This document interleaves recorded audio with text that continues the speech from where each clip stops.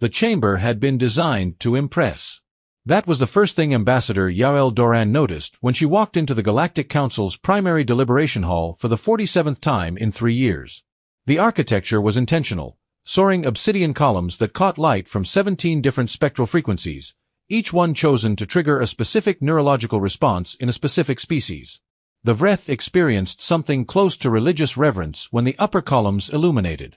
The Kashan delegation felt their secondary nervous system calm when the lower amber panels activated. The hall was, in the most precise sense possible, a weapon disguised as a room. And it had been working on everyone for 400 years. Yael sat in the human delegation's designated section, which was positioned, not by accident, slightly lower than the primary council arc, slightly further from the acoustic center, and slightly angled so that the most important speakers always had their backs half turned from the human seats. She had documented this 3 years ago when she first arrived. She had filed a formal spatial objection in her 3rd month. The objection had been received, logged, translated into 42 languages, and quietly archived. Nobody said anything about it. Nobody ever did. She opened her notes on a physical tablet. Real paper, real ink, one of her deliberate affectations. One of the things the other delegations had decided was either a charming primitive habit or a sign of intellectual limitation. She let them believe whichever version was more comfortable. She was tired of correcting assumptions that weren't entirely wrong. The talks had been ongoing for 31 months. The official subject was the Kethera Corridor, a region of space spanning roughly 400 light-years that served as transit passage for 11 spacefaring civilizations, including humanity. Humanity had been using the corridor for 60 years, initially by accident, then by necessity, and then by right, at least according to the legal framework humans had inherited when they joined the Council. The Vreth disputed that framework. The Vreth disputed it so thoroughly and so patiently that they had essentially turned the dispute into an architectural project, layering challenge upon procedural challenge like a structure designed to outlast everyone inside it.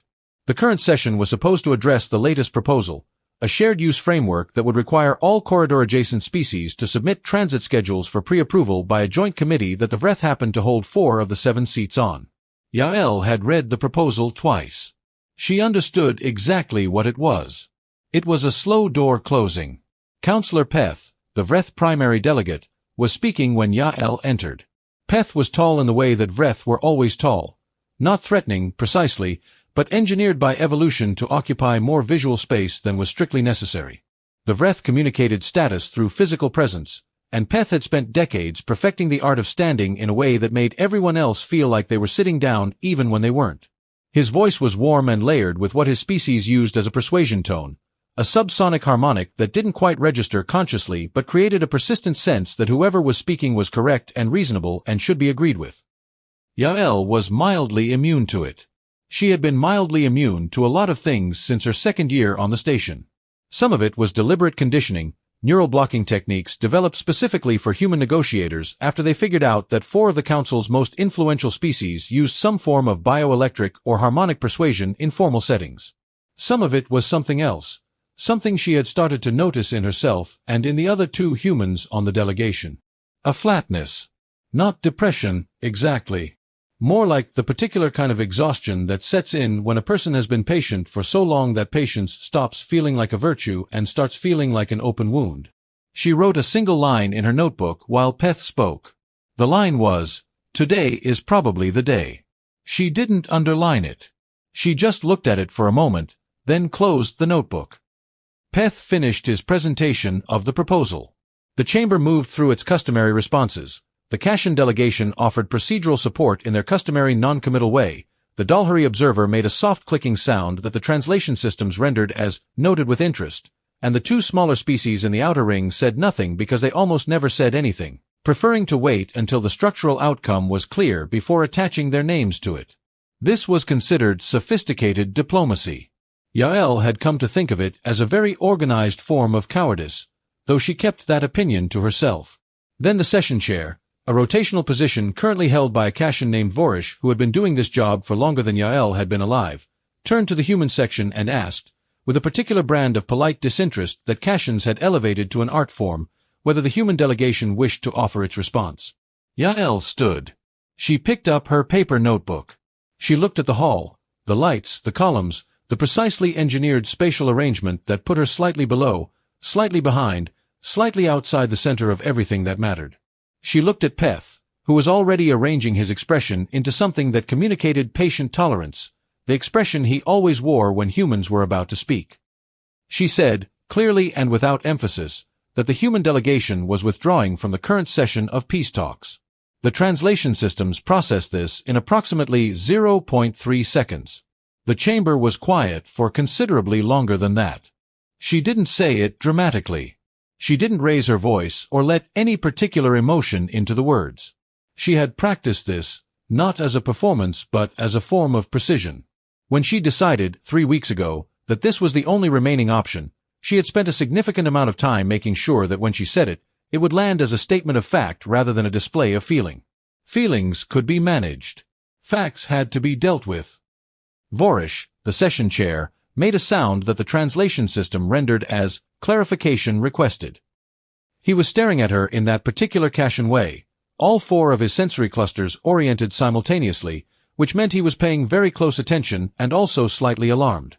Yarel said that she would file the formal withdrawal documentation within the hour, per Article 7 of the Council's procedural charter. She noted that the human delegation would remain available for non-session consultations. She noted that humans retained all existing treaty rights under the pre-talks framework, which meant the Kethra corridor remained open to human transit under the terms established 6 decades ago. Then she sat down. The silence in the chamber was the kind of silence that a place makes when something has happened that it was not designed to accommodate. She had been right that today was the day. She had known it the way you know things after 31 months of watching a process that was designed to produce one outcome while being advertised as open to another. The Vreth proposal wasn't a compromise. It had never been a compromise. It was the final formal stage of a decades-long strategy to establish procedural control over a transit corridor that humanity depended on and that the Vreth wanted to control because controlling transit meant controlling everything that moved through it, which meant controlling everything that needed to move. Humanity needed the corridor because the alternative routes added between 3 and 8 months to any transit between human-controlled space and the broader galactic community. 8 months. The Council had run calculations on this. She'd seen them referenced in internal documents that she wasn't supposed to have seen, but that a junior Kashan administrative officer had accidentally copied her on 18 months ago. The Council had determined that the 8-month alternative was significant enough to be coercive, but not significant enough to constitute a genuine survival crisis. They had determined that humans would eventually accept modified terms rather than accept isolation. They had made this determination based on modeling. They had run the human decision-making processes through their predictive frameworks and arrived at a probability distribution that gave human capitulation a 91% likelihood within 40 months of the start of formal pressure. They had not asked the humans. They had modeled them. This was the thing that had settled in Yael's chest over the past 3 years like a stone that keeps getting heavier the longer you carry it.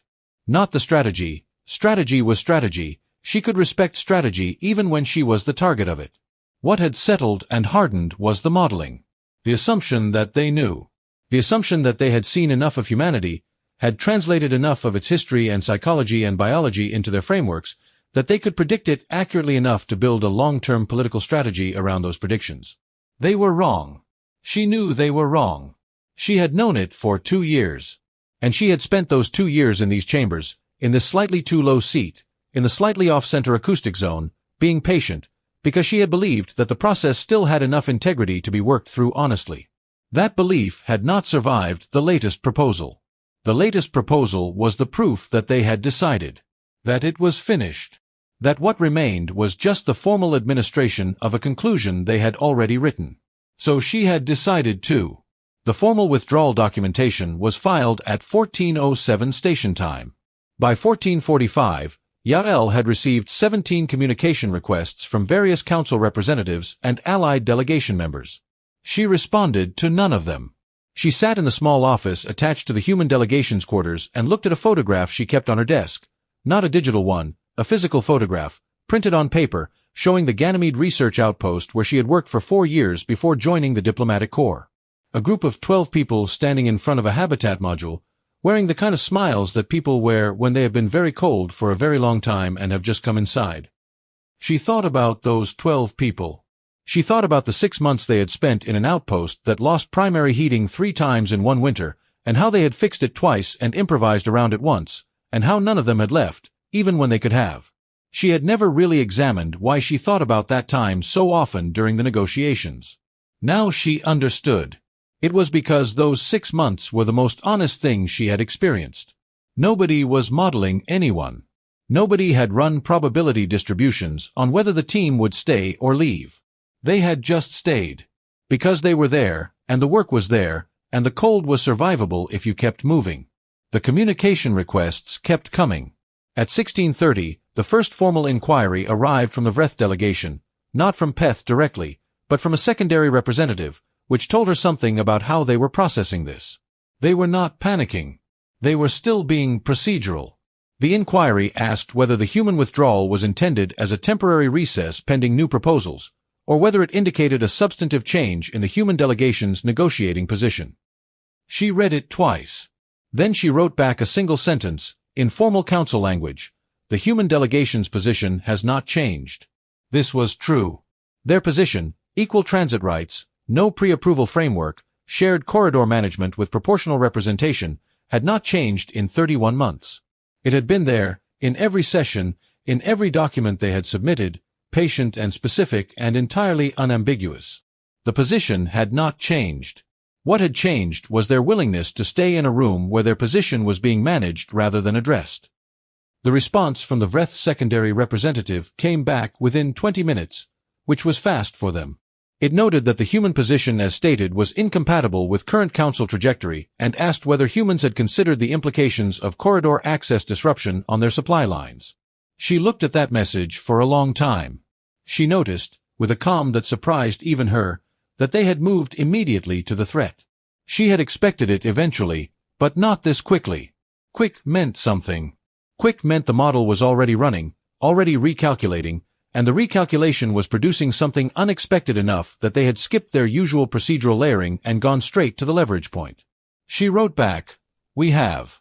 Then she closed the communication channel and called the other 2 members of the human delegation.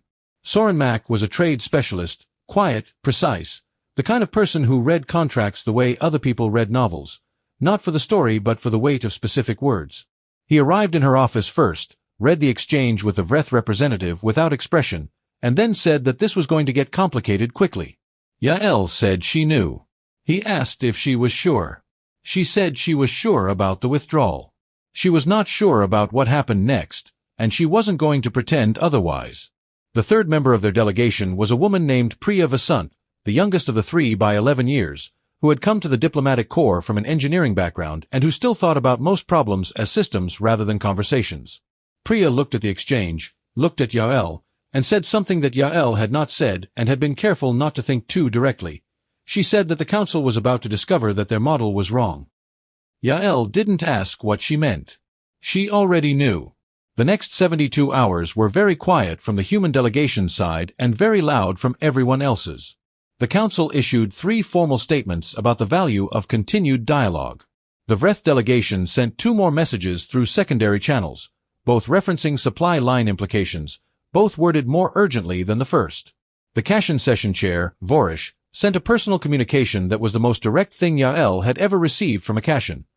He said that the withdrawal was creating procedural instability and asked what humans actually wanted. She appreciated that question. She had been waiting for it for 31 months. She wrote back a response that was longer than anything she had sent since the first year of talks. She laid out, with precision and without anger, exactly what humans wanted. Not what they were willing to settle for. What they wanted. She explained the history of the corridor access terms, the legal framework, the 60 years of precedent. She explained the Vreth proposal in terms of what it actually accomplished rather than what it claimed to accomplish.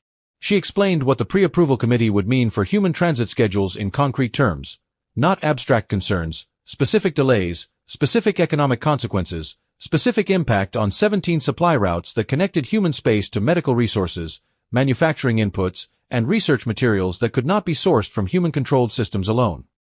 She sent it to Vorish. Then she sent it to every delegation in the council. Not as a negotiating document. As a record. The Vreth response to the full distribution document was swift and formal and carried the unmistakable quality of something that has been written by committee. It challenged her characterization of the pre-approval framework. It restated the transit management proposal as a safety and efficiency mechanism. It was, she noted, extremely well constructed.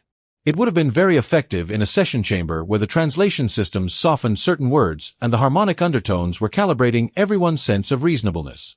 It was less effective as a document that anyone could read slowly, alone, without the architectural persuasion of the hall. She noticed that 3 of the smaller council delegations requested clarification on specific sections of the Vreth response within 24 hours of its distribution. This was unusual. Delegations that had not asked meaningful questions in years were suddenly asking what specific language in the pre-approval framework meant. On the 4th day of the withdrawal, something happened that she had not anticipated. The Dalhari observer, the species that had been making soft, noted with interest sounds for 3 years and contributing almost nothing of substance to any session, sent a private communication to the human delegation. Priya received it first and came to Yael's office with a look on her face that Yael couldn't immediately classify. The communication was short. It said that the Dalhari observation team had reviewed the full record of the Kethra corridor negotiations and wished to note, for internal purposes, that the human delegation's stated position had not substantively changed in 31 months, while the Vreth proposal had been modified 17 times in the same period, each modification expanding the proposed committee's authority slightly further than the previous version. The Dalhari observer concluded by noting that this pattern was of interest. Yael read it 3 times. Then she sat very still for a while. The Dalhari were not a major power in the council. They had no strategic stake in the corridor. But they had been there for every session, every document, every vote, every procedural motion, taking notes in their quiet, unhurried way, building a record that nobody had asked them to build because nobody had thought it would matter. They had been watching. Not modeling. Watching. She wrote back to the Dalhari observer and thanked them for the information. She asked if they would be willing to share their full observational record, under their own name, as a formal document submitted to the Council's institutional archive. The response came back in 8 hours. Yes. On the 6th day, the Vreth delegation made what was, by the standards of Vreth diplomatic practice, an extraordinary move. Councillor Peth himself sent a communication, not through a secondary representative, not through formal channels, but through the personal diplomatic contact protocol that was technically available to all delegation heads but was almost never used because it implied a level of equivalence between the parties that more powerful delegations generally preferred to avoid implying. Peth asked if Yael would meet with him. Not in the chamber. Not in a formal session. In the small informal meeting space on the station's neutral level, where there were no acoustic enhancements and no spectral lighting and no spatial arrangements designed to calibrate anyone's neurological state. She said yes. She brought Soren. Peth brought his secondary representative. They sat across from each other at a table that was plain enough to be almost jarring after 3 years in that chamber, and Peth looked at her for a moment with all 3 of his visual sensory clusters oriented the same direction, not in the alarmed Kashan way, but in something that she had learned, over years of watching Vreth, was closest to what they felt when something had genuinely surprised them. He said that the human withdrawal had created a situation that the council had not adequately modeled. She waited. He said that they had anticipated human frustration. They had anticipated requests for procedural accommodation. They had anticipated, at the outer range of their modeling, a temporary suspension of participation pending renegotiation. They had not anticipated a withdrawal paired with full public documentation, simultaneous multi-delegation outreach, and sustained silence. The silence, he said, had been the most difficult element. Every model they ran predicted that human delegations, under significant pressure, would increase communication frequency. The silence read, in all of their frameworks, as either strategic incompetence or as a form of threat they did not yet have a category for. He said this without obvious embarrassment. He said it as a statement of fact, the same way she had made her withdrawal. She found herself respecting that.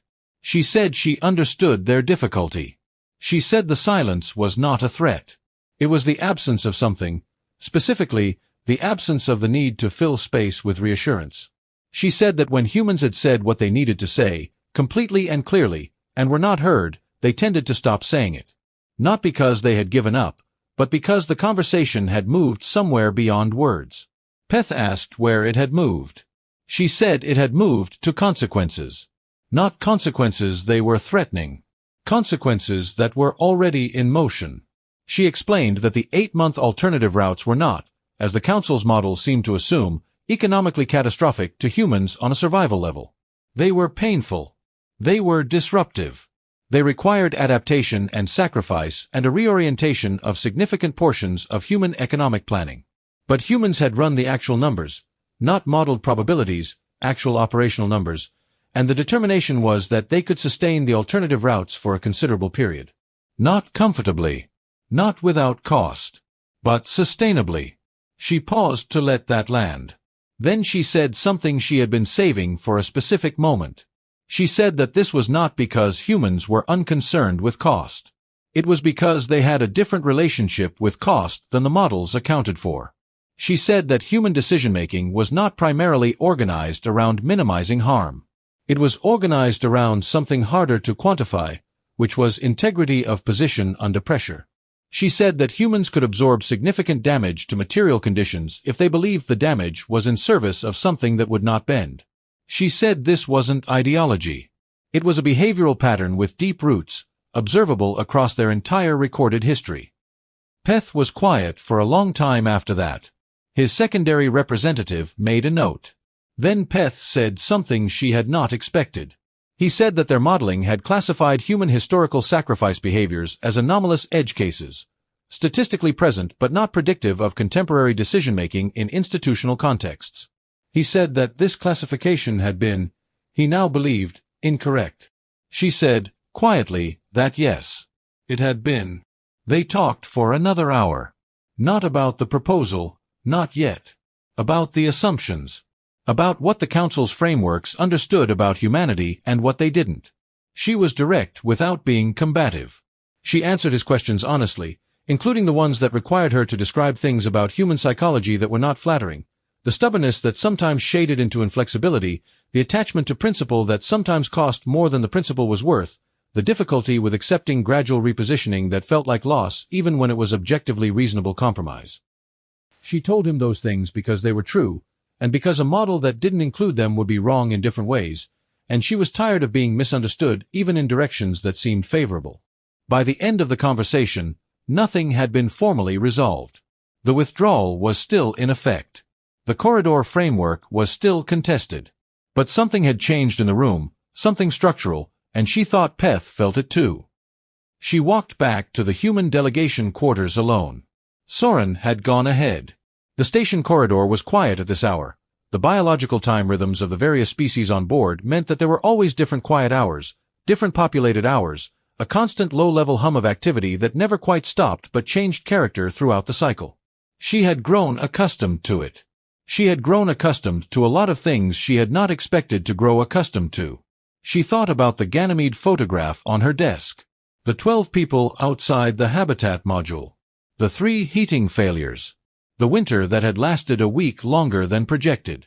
Nobody had modeled whether they would stay. They had just stayed. Because they were there and the work was there and the alternative was leaving something incomplete. She understood now that this was not a story about her. It was not a story about the human delegation's cleverness or the correctness of their position or the eventual embarrassment of the Vreth Strategic Planning Committee.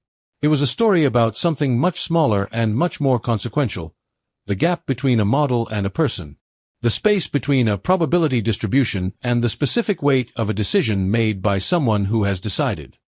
3 days later, Vorish convened an extraordinary session of the Council.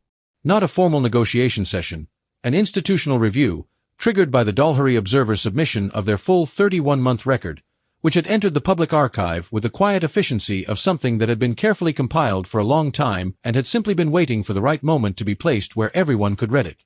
The extraordinary session was tense in the particular way that things are tense when the tension is not about what is said but about what has already been understood. The pre-approval proposal was not formally withdrawn in that session, but Peth announced that the Vreth delegation was requesting a 60-day pause to allow for comprehensive review of the corridor management framework in light of new institutional information. The session chair noted this request. Everyone present understood what it meant. Yael was there. She sat in the human delegation section, slightly low, slightly off-center, slightly behind. She had not asked for the section to be repositioned. She had filed that objection years ago and stopped thinking about it. Some things you don't change because changing them costs more than carrying them. Some things you change later, when the sequence is right. She opened her notebook to a new page. She thought for a moment about what to write, the way she always did at the beginning of something. She wrote, the model was wrong. The question now is whether they build a better one or whether they start asking. She underlined the second option. Then she closed the notebook and looked at the chamber, the columns, the lights, the carefully engineered spatial persuasions of 400 years, and thought that it was a very impressive room. It had clearly been built by people who were very good at understanding what they already knew. That was, she thought, both its power and the nature of its limit. Outside, in the dark between transit corridors, 17 human ships were running the long route. 8 months, give or take. Cold and slow and expensive. Their crews had been briefed. They had understood. None of them had refused the assignment. The Council had noted this, eventually, through their observational systems. They had flagged it as statistically unusual. They had run it through the framework, the model, the probability architecture that had been built on 400 years of interspecies behavioral data. The framework had returned an output that the session coordinator had quietly documented and then, after some deliberation, escalated. The output said, unable to classify. Recommend direct inquiry. It was, in its way, the most important thing the model had ever produced. Not a conclusion. A question. An admission of the limits of what it knew. The universe had been running its frameworks for a long time. It had catalogued and classified and modeled and predicted across hundreds of species, thousands of years, millions of interactions. It was very good at it. It had every reason to believe it was comprehensive. And then there were humans, sitting slightly off-center in the room, writing in paper notebooks, running the long route in the dark, staying through the cold because they were there and the work was there and they had decided. Not modeled. Decided. The Council's framework couldn't classify it. It recommended asking. Somewhere in a plain meeting room with no acoustic engineering and no spectral lighting, that conversation was already beginning. The gap between a model and a person had, finally, become visible. What anyone did with that visibility was a different question entirely. But the gap was visible now. And visibility, Yael had learned over 31 months in a slightly off-center chair, was where everything worth anything actually started.